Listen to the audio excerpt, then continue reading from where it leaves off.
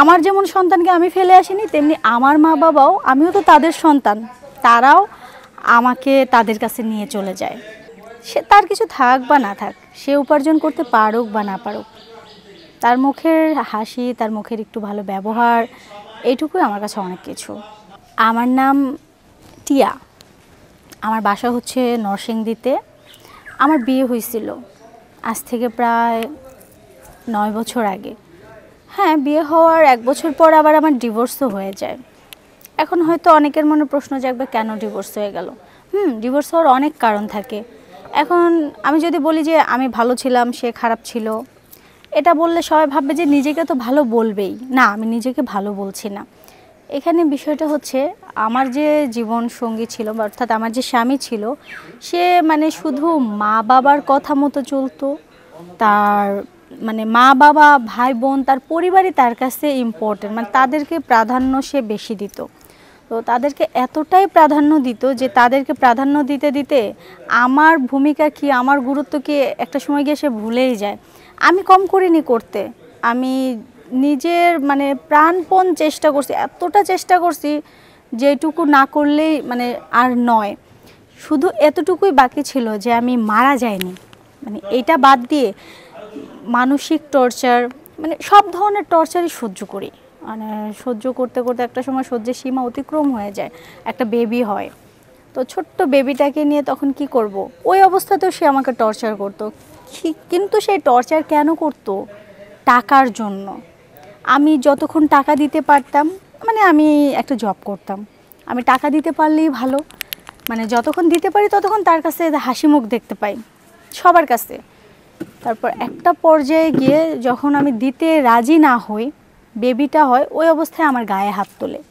আমার গায়ে হাত তুললো, এরকম রীতিমতো করতেই থাকতো। তো একটা সময় গিয়ে আমি বলি যে এভাবে আর কত নির্যাতন, মানে টর্চার কত সহ্য করব, কতক্ষণ একটা মানুষ সহ্য করতে পারে?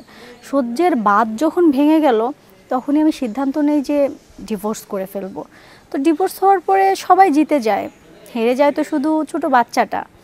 তো সেই বাচ্চাটাকে পরে কি করলাম, বাচ্চাকে তো ফেলে আসা সম্ভব না।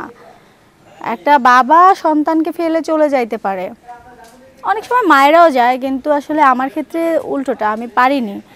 আমি আমার সন্তানকে ফেলে আসতে পারিনি, কারণ আমি তাকে 10 মাস 10 দিন গর্ভে ধারণ করছি। তার তার মুখটা দেখার জন্য, তার মুখের ডাক শোনার জন্য 10 মাস অপেক্ষার পর যে প্রসব যন্ত্রণা, সেটা সহ্য করে তাকে পৃথিবীতে ভূমিষ্ঠ করছি। সেই ক্ষেত্রে সেই বাচ্চাকে কী করে আমি ফেলে যাব? তো মায়ের কাছে সন্তান পাগল হোক, খারাপ হোক, ছাগল হোক, যেমনই হোক, সন্তান সন্তান কিন্তু সন্তানই। তো সেই জন্যই তার কাছ থেকে আমি ডিভোর্স নিয়ে নিই। আর ডিভোর্স নেওয়ার পর সিদ্ধান্ত নেই কী করব, এখন সেখানে তো থাকা সম্ভব না। তারপর মাকে ফোন করি, মাকে খবর দিই, বাবা মার কাছে জানাই যে এরকম এরকম আমাকে অত্যাচার করে বিভিন্নভাবে।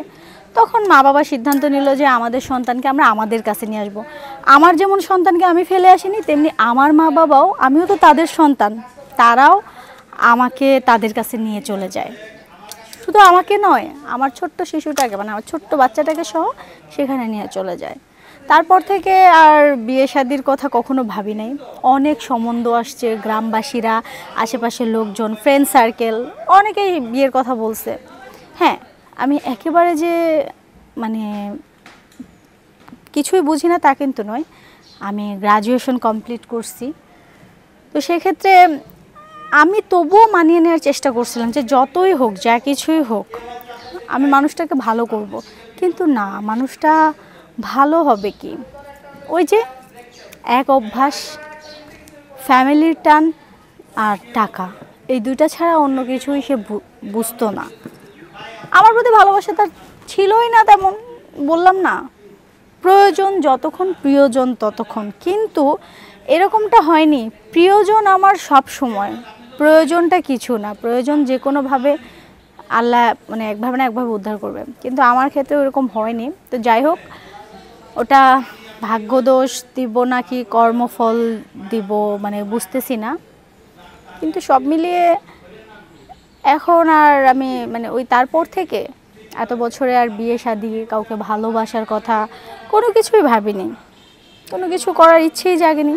সবাই যখন বিয়ের সম্বন্ধ নিয়ে আসতো আমি রিজেক্টেড করতাম, রেগে যেতাম, প্রচুর রেগে যেতাম। রেগে গিয়ে বলতাম যে বিয়ে করার ইচ্ছে হলে বান্ধবীদেরকে বলতাম তোরা গিয়ে কর, আমি করব না, আমি এভাবেই জীবনটা পার করে দেব। বাবা মা বললে বলতাম তোমাদের আরেকটা মেয়ে থাকলে তাকে গিয়ে বিয়ে দাও, আমাকে না, মানে এইভাবেই বলে যেতাম। কিন্তু একটা পর্যায়ে বুঝতে পারি যে আসলে এভাবে আর কতদিন, একজন জীবনসঙ্গী তো দরকার, সে তার কিছু থাক বা না থাক, সে উপার্জন করতে পারুক বা না পারুক, তার মুখের হাসি, তার মুখের একটু ভালো ব্যবহার, এইটুকুই আমার কাছে অনেক কিছু। তো এটা যখন মানে আমার মনে হয়, তখন মনে হয় যে না, বিয়ে করাটা দরকার। এখন হয়তো অনেকের মনে প্রশ্ন জাগবে যে তাহলে তখন কেন মানায় নিলেন না? তখন মানায় নিয়েছিলাম, তো মানায় নেওয়ার জন্য আপ্রাণ চেষ্টা করছি, কিন্তু মানাইতে পারি নাই, মানেনি, বুঝাইতে পারি নাই নাকি বুঝে নাই সেটাও জানি না। আমার বোঝানোতে ভুল ছিল নাকি আমার ভালোবাসার কোনো কমতি ছিল নাকি আমার কর্মে কোনো ত্রুটি ছিল তাও জানি না। তবে কাউকে দোষ দিচ্ছি না, আমি আমার নিজের ভাগ্যকে দোষ দিব, ভাগ্যকে নাকি দোষ দিতে নাই, তবুও বলছি আল্লাহ যা করেন ভালোর জন্যই করেন, সব কিছুই ভালোর জন্য হয়। আমাদের সাথে যখন যেটা ঘটে সেটা ভালোর জন্যই ঘটে। তো যাই হোক, আজকে আমি যেটা বলতে চাচ্ছি, এখন আমার এই সব কিছু শুনে এমন একজন মানুষ আমার দরকার, যেই মানুষটা আমার অতীত বর্তমান সবটা মেনে জেনে শুনে মানিয়ে নিয়ে আমাকে অ্যাকসেপ্ট করবে। এরকম যদি কেউ থেকে থাকে তাহলে অবশ্যই আমার সঙ্গে যোগাযোগ করবে।